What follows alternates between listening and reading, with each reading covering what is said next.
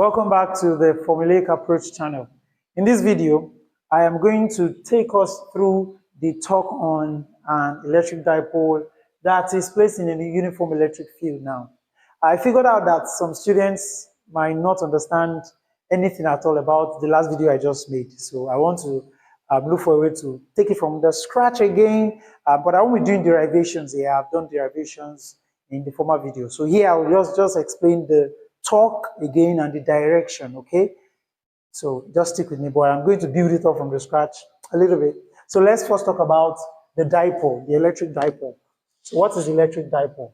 Now, electric dipole is the existence of two opposite charges. Now, usually we might, in this case, we'll be referring to charges that are equal, okay, in magnitude. So for example, 2 coulomb positive, 2 coulomb negative. That's of equal magnitude. But keep in mind that we can have dipoles of unequal magnitude, okay? So dipole is just the existence of two different charges. So I could have my Q plus here and my Q minus here, okay? You see vividly here that they are separated by a distance, right? So I'll call my distance here 2a. Here's the reason. Now, I discovered that using D in the former video, the video I just shot, made it seem as though it's different from what I've used before in the derivation of those formulas. Okay. And when we're talking about charge distribution, so it is still the same, okay? So sometimes we use D. In some textbook, the convention they use is D. Other textbook, they might use derivation. For the sake of derivation, they use 2a, okay? So I'll use 2a here so that, and I'll be relating it so that you know that they are the same, okay? So now what is a dipole? Like I said, two opposite charges. So for example, we can have a molecule like HCl, for example, or even water, okay? So there exists a dipole between them. How does the dipole here appear? Now first, what causes a dipole? How causes a dipole? Is the fact that one of these atoms have greater pull on the electron than the other, okay? And that's property we call electronegativity. So electronegativity is the measure of the pull on electrons that an atom has, okay?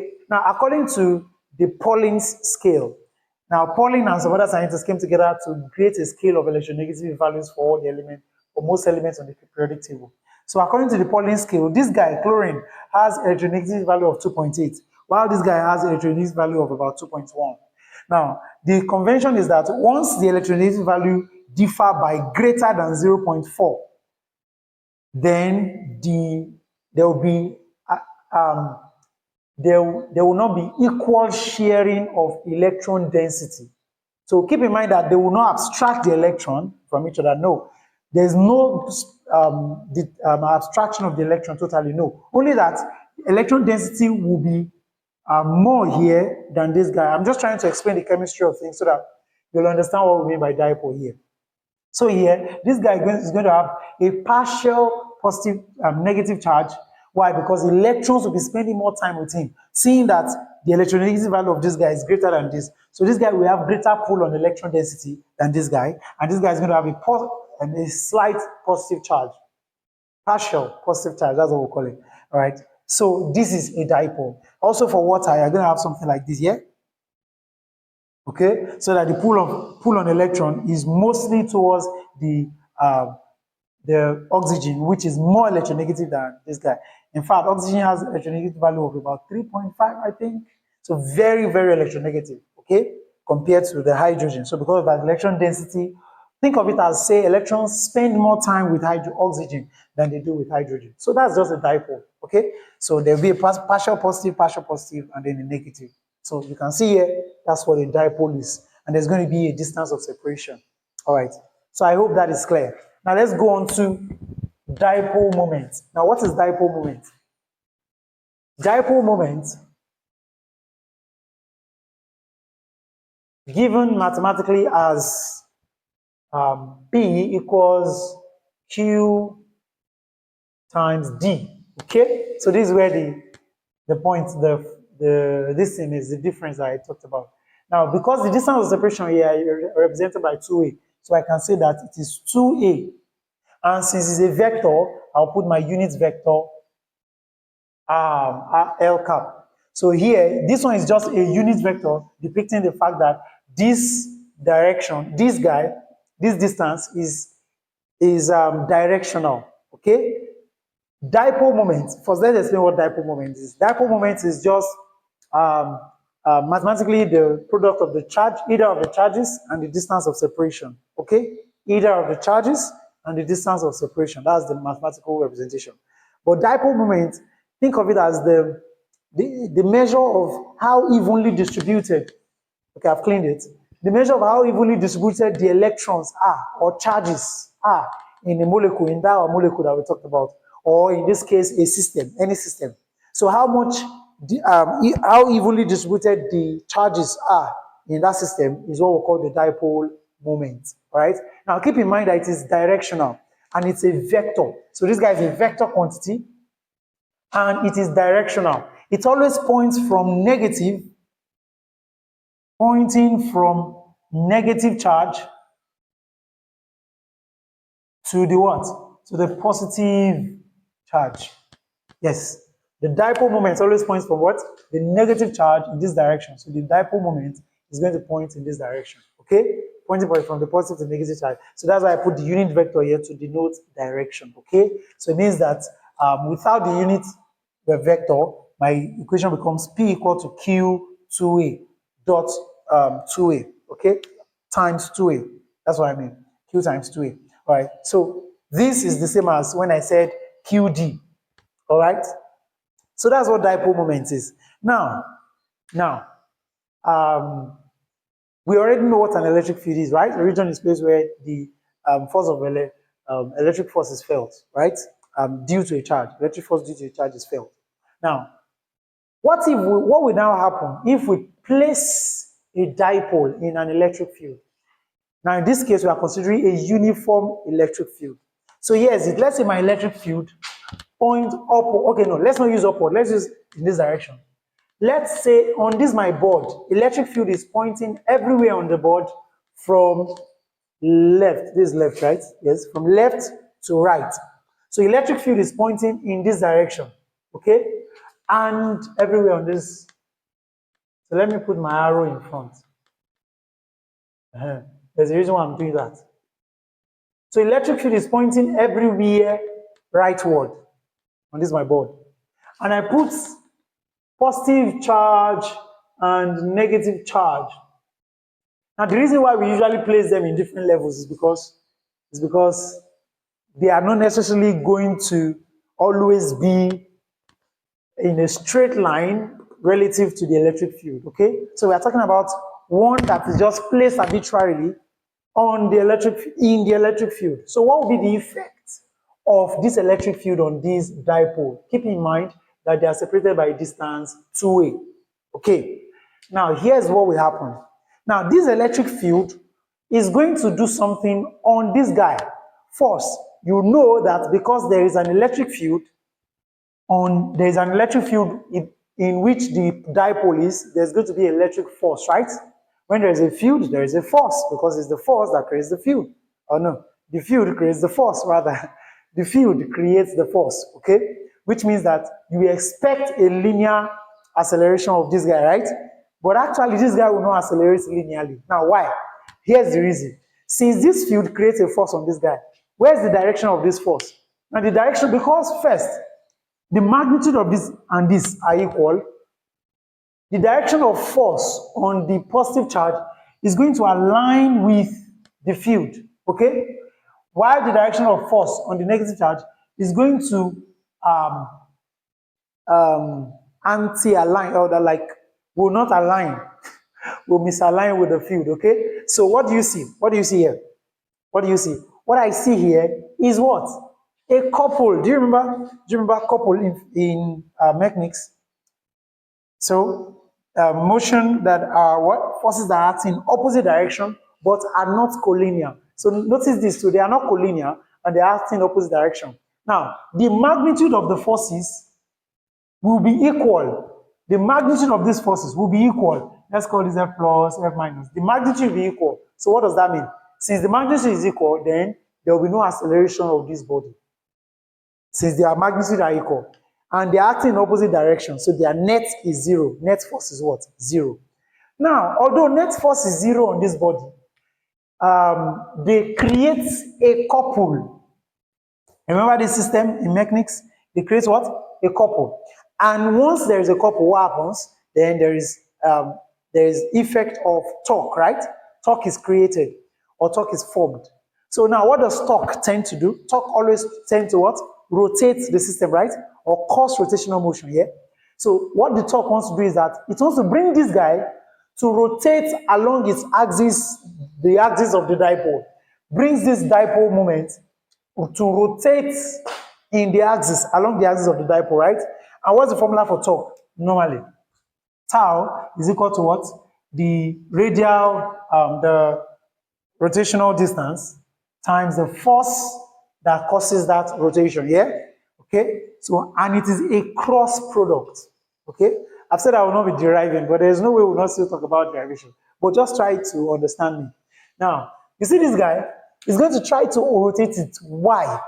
One of what he wants to do is that he wants to align this guy, align our field, align the dipole moment rather, the dipole to the direction of the electric field. He wants to align it. Why would he do that? The reason why it wants to do that is that it wants to lower the potential energy of this system. Because this guy is like this, it is doing work against the electric field, so it has a high potential energy. So what it tries to do is that, think of a body upon a hill. It has potential energy, right? So, and the potential energy is high. Until it gets to the ground, the potential energy will not reduce, right? So when you put that body from that hill, you put it on the ground, then potential energy has reduced, right? So it means that naturally gravity wants to pull it down so that it will align it to its, gravity wants to align it. That's just what gravity wants to align it. That's how to explain it. So by aligning it, what is it doing? It's bringing it down to a lower potential energy. So the same thing here. The torque wants to align this dipole moment. Now, how does it align it? It wants to rotate it in a direction where it will be what? It will align with the electric field that we have here. I hope that makes sense. It will make it parallel to the electric field. And since it's a cross product, what will happen? Tau will equal to R vector cross F, then cosine of theta. So by the time it aligns it, what will happen? What will happen is that this cosine, the angle between them, what? 0. Cosine theta is the angle between the axis of this guy, the axis of the field, and the axis of the field and the electric field, the axis of the dipole rather, and the electric field. I hope you understand what I said. This theta, which is the axis of the dipole, the angle between the axis of the dipole and the electric field. I hope that makes sense. So if it is 0 after alignment, what will happen is that you have a maximum torque. Okay, the value of torque will be maximum. Now here's what happens.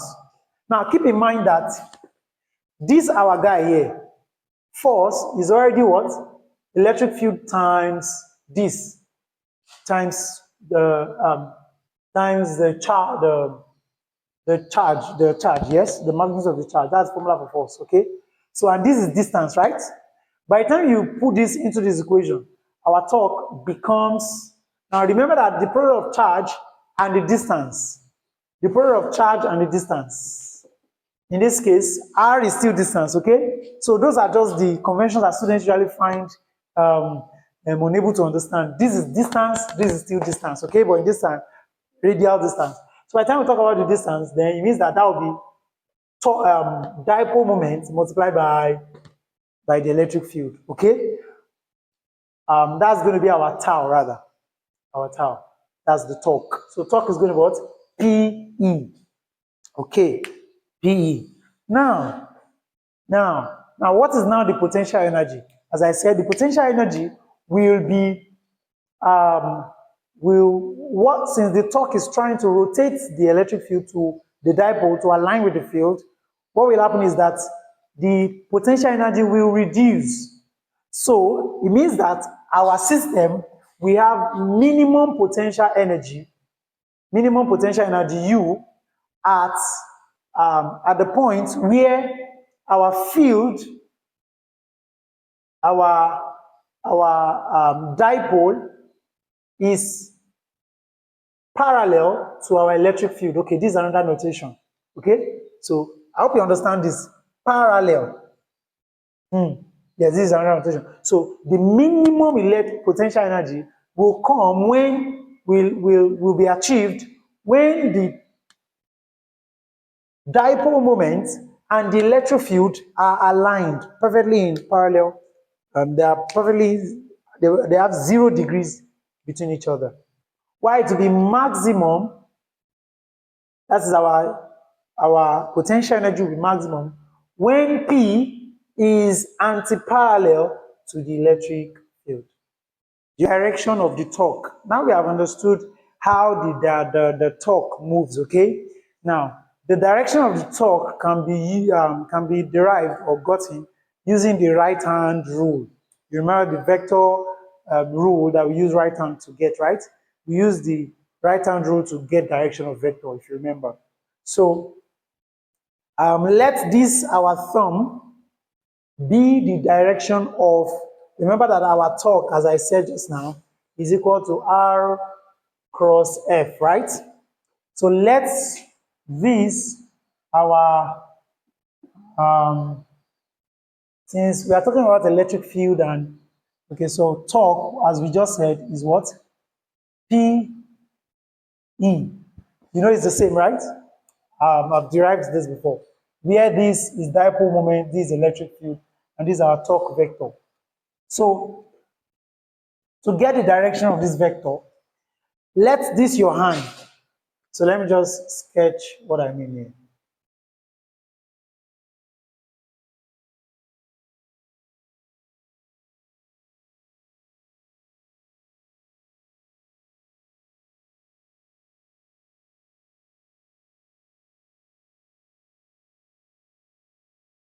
Well, okay, so this is just the hand, yeah? Now, let this your thumb, let it be the direction of the um, the P, the moment, dipole moment. And let this one be the direction of your field, okay? So once you put this guy in the direction of your dipole moment, and this one in direction of your electric field, yes, the electric field, then this your hand, which is always directly perpendicular to that guy, this one doesn't have to be perpendicular. Is that okay? Regardless of the angle between them, because we said cos theta, right? So the angle between them might differ, might not be perpendicular. But this middle finger here must be perpendicular to this one, okay? So that will tell you the direction of the torque. So this will be the direction of torque, represented by tau, right? Okay, so that is how to get the direction. This will be the direction of dipole. If our dipole might be pointing in this direction, in which this guy is trying to align, the torque is trying to align, okay? So, and our electric field is pointing in this direction. So in this case, okay, our electric field is in that direction. If our electric field is in that direction, and assuming our dipole was in that direction, then it means that our torque is going to be into the board if our electric field is in that direction. Does that make sense? And if our electric field was facing here, then it means that our vector torque is going to be outside of the board. All right, so that will be it for this video. Do want to subscribe to the channel, please. Subscribe to the channel and click the bell notification. God bless you as you subscribe and share the video. Thank you. It helps the channel a lot.